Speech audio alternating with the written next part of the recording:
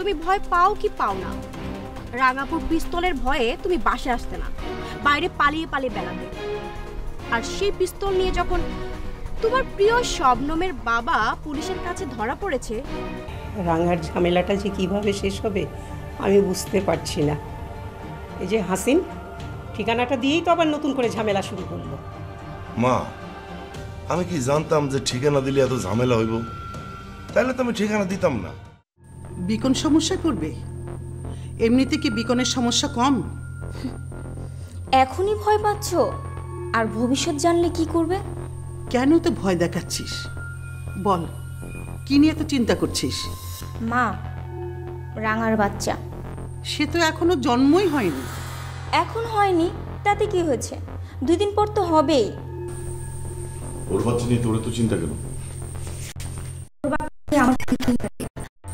কিন্তু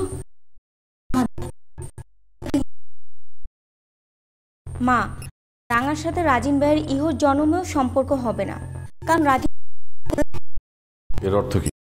এর অর্থ একদম পরিষ্কার, যেহেতু রাজিন রাঙাকে বিয়ে করছে না, সেহেতু বাচ্চা রেখে কি লাভ?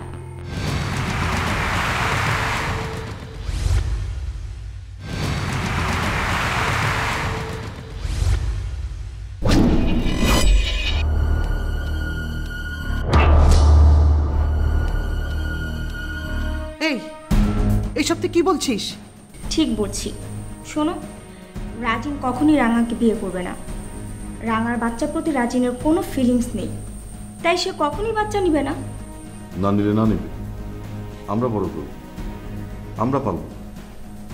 বাচ্চা হওয়ার আগে তোমাকে গুলি খেয়ে হসপিটালে পড়ে থাকতে হলো, আর বাচ্চা হওয়ার পর তোমার জীবনটা কি হতে পারে একবার ভেবে দেখো ভাইয়া। এটা নিয়ে আমি খুব ভয় পাচ্ছি। এই বাচ্চা নিয়েই তোমাকে অনেক ঝামেলায় পড়তে হবে ভাইয়া। তাহলে কি করব আমরা? ওই বাচ্চা নষ্ট করে দাও, রাঙার মধ্যে ঘৃণার জন্ম দাও, বলবে রাঙার যেই বাচ্চা সেটা রাজিনের অবৈধ বাচ্চা। ব্যাস, দেখবে রাঙা সুর করে বাচ্চা নষ্ট করে ফেলবে।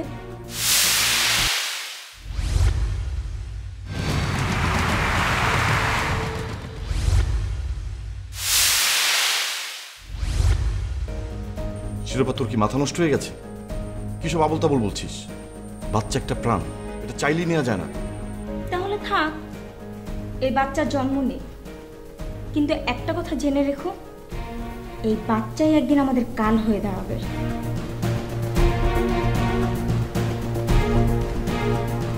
এইসব ও কি বলে গেল মা? শান্ত বিকন, চুপ থাক। আমি ওর সাথে কথা বলে দেখি। কি ভয়ঙ্কর কথাগুলো বলে গেল।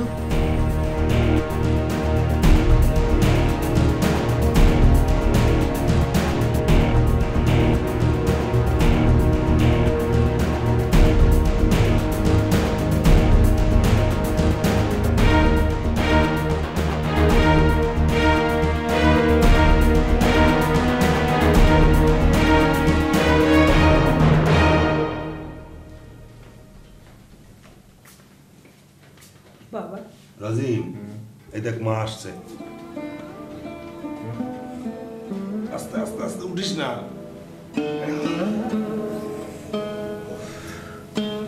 শরীরটা এখন কেমন লাগছে বাবা? আগের চেয়ে একটু ভালো লাগছে? ভালো মা।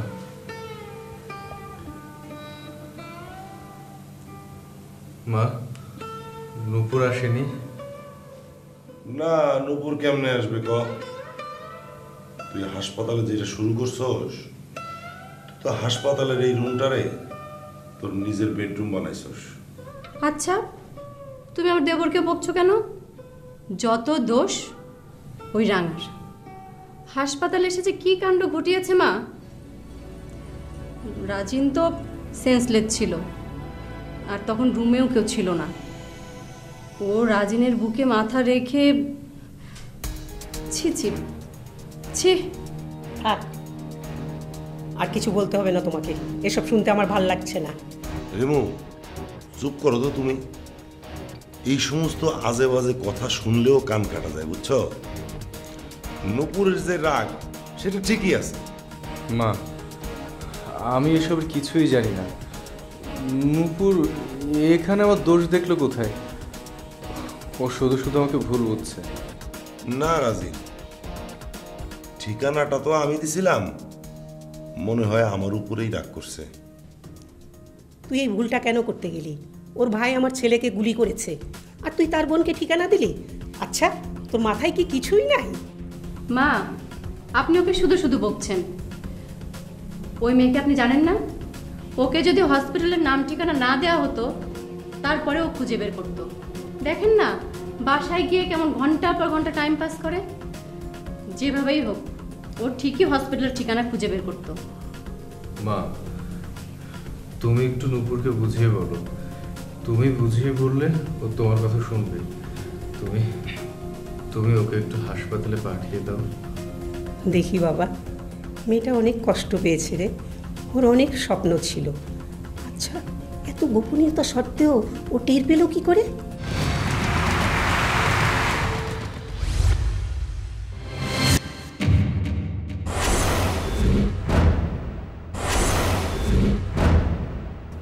শাক দিয়ে তো আর মাছ ঢাকা যায় না মা, শত হলেও বিয়ের ব্যাপার।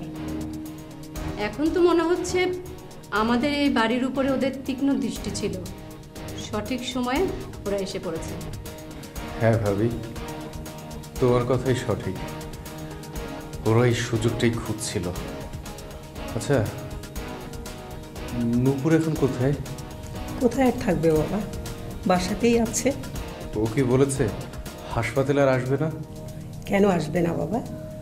ও কষ্ট পেয়েছে তাই একটু রাগ করেছে, আর রাগ পড়ে গেলে ও ঠিকই হসপিটালে আসবে, আর বুঝতে পারবে এতে তোর কোনো হাত নেই।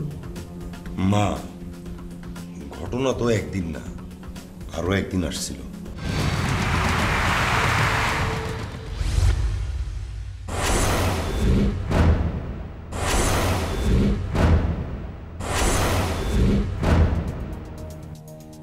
জানি আমি। শোন হাসিন, হাসপাতালের বাইরে কড়া পাহারার ব্যবস্থা করবি, আমরা ছাড়া আর যেন কেউ না ঢুকতে পারে। না, তুমি এইটা নিয়ে কোনো চিন্তা করো না, কড়া পাহারার ব্যবস্থা আমি করতেছি। কী যে ব্যবস্থা করছিস সেটা তো দেখতেই পেলাম। আচ্ছা, বিয়ের কথাটা ওরা কেমন করে টের পেল? কেমন করে গুলি করলো আর রাজিনকে? ও একা কত দিক সামলাবে মা?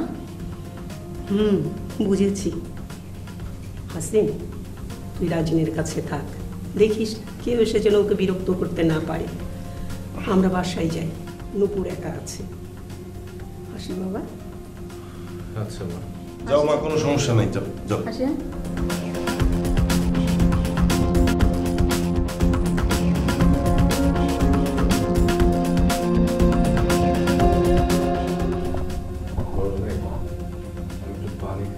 পানি খাবি?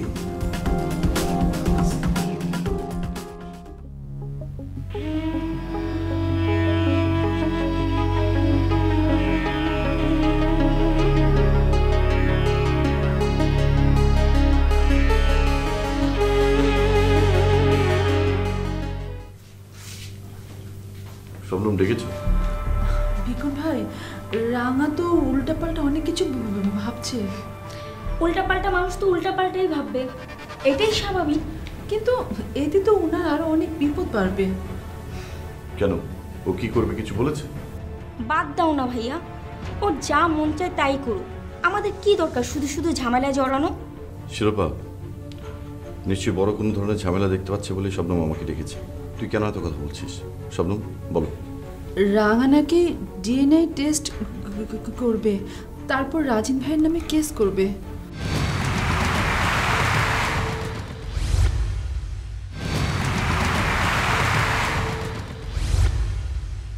DNA test?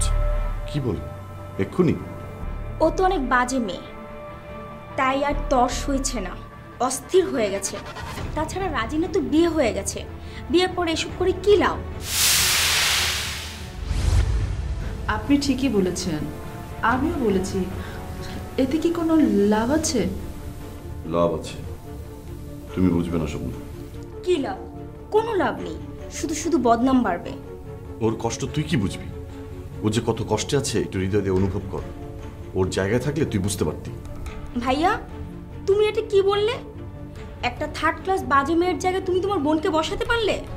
প্লিজ এইসব তর্ক আমরা বন্ধ করি, বরং কি করা যায় এটা ভাবি। উনি তো হসপিটালে যাওয়া বন্ধ করছে না, বরং আরও কিসব বলছে বলছে রাজিন ভাইয়ের দ্বিতীয় তৃতীয় চতুর্থ স্ত্রী হতো ওনার কোনো আপত্তি নেই।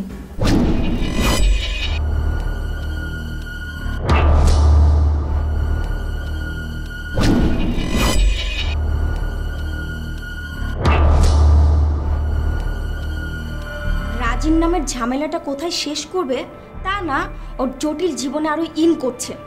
শোনো ভাইয়া, আমি বলি কি, ওর শক্তি তোর বাচ্চা, তাই না? আমরা বরং ওর বাচ্চাটাকে নষ্ট করে ফেলি।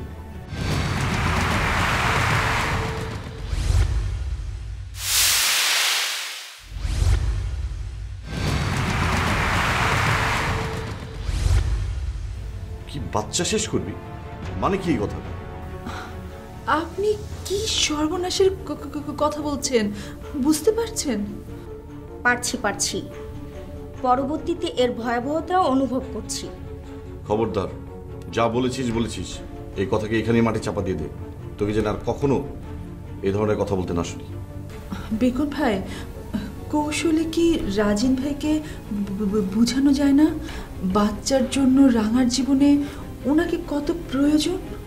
শবনম, তোমার কি মনে হয় রাজি হবে? মোটেও না। এতদিনও একা ছিল, তাতেই রাজি হয়, আর এখন তোর স্ত্রী রয়েছে, রাজি হওয়ার প্রশ্নই আসে না।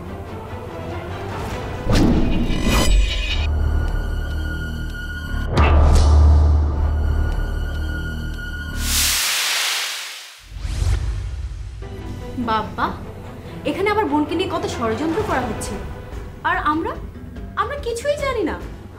ষড়যন্ত্র না, তোর বোনকে কিভাবে বাঁচানো যায় সেই চিন্তাই করছি। আরে তোর বোন তো পচা নর্দমায় পড়ে আছে, তাকে কিভাবে উদ্ধার করা যায় সেই প্ল্যানিং আমরা করছি, বুঝলি? দেখতে পাচ্ছি তো কিভাবে উদ্ধার করছিস। কিভাবে রাঙার গলায় রাজিনকে ঝুলানো যায়, রাঙার পেটের বাচ্চা নষ্ট করে কিভাবে রাজিনকে উদ্ধার করা যায় সেই প্ল্যান করে উদ্ধার করতে চাচ্ছিস রাঙাকে। আরিফেতে কথা না শুনে আমাদের রুমে ঢুকে পাশে দাঁড়িয়ে কথা শুনতি, কি অসুবিধা ছিল? কিন্তু তখন তো আমার সামনে রাঙার সম্পর্কে কুটনামি করতে পারতে না, আর তোমাদের আসল চেহারাটাও আমি দেখতে পেতাম না।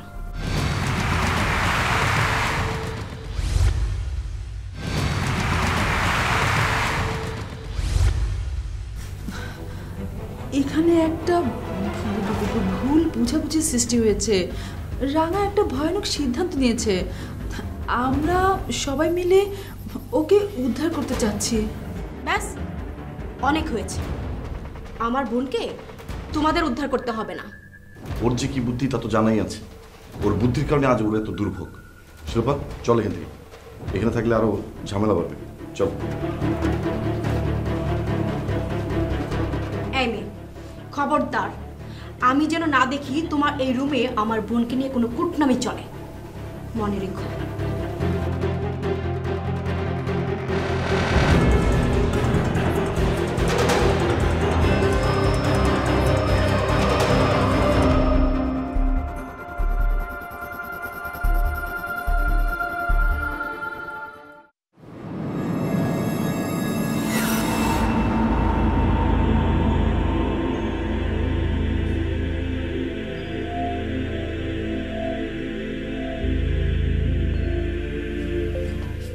দাঁড়া, কোথায় আছিস? তোর চেহারাটা একটু দেখি। আমার চেহারা নতুন করে দেখার কি আছে? আগে দেখিস নি? দেখেছি, কিন্তু নতুন করে দেখার অনেক কিছু আছে, কারণ হেরে যাওয়ার চেহারাটা দেখে আমি খুব মজা পাচ্ছি, সেটা তুই বুঝতে পারবি না। হেরে যাওয়া মানে কি? আমি আবার কোথায় হারলাম? তোর বোন হারা আর তুই হারা তো সমান কথা। ইস, দুই বোন হেরে চেহারা কি হাল করেছিস। তোর এই হেরে যাওয়া চেহারা দেখে আমি যে কি মজা পাচ্ছি। এতদিন পর এই চেহারাই তো দেখতে চেয়েছি।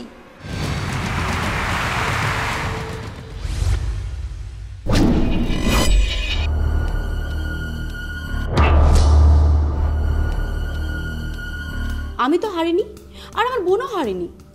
তবে সাময়িক একটা ঘটনা ঘটেছে, ব্যাপার না, কিছুদিনের মধ্যেই সেটা কেটে যাবে। কেটে যাবে মানে কি বলতে চাচ্ছিস? শোন, রাজিন ভাই অলরেডি বিয়ে করে ফেলেছে। সে কখনই তোর বোনকে মেনে নিবে না, আর তোর বোনের বাচ্চাকেও মেনে নিবে না। এখন তুই বল, তোর বোনের অবস্থা কি হবে? কেটে যাওয়াটা এত সোজা না। সহজ না হওয়ার কি আছে? কারণ মুসলিম আইনে 4টা বিয়ে করা জায়েজ আছে। তার মানে তুই রাজিন ভাইয়ের ওপর থেকে এখনো আশা হারাসনি? এখনো আশা করে বসে আছিস? এই, তুই কি রাজিন ভাইয়ের 4 নম্বর বউ হবি নাকি?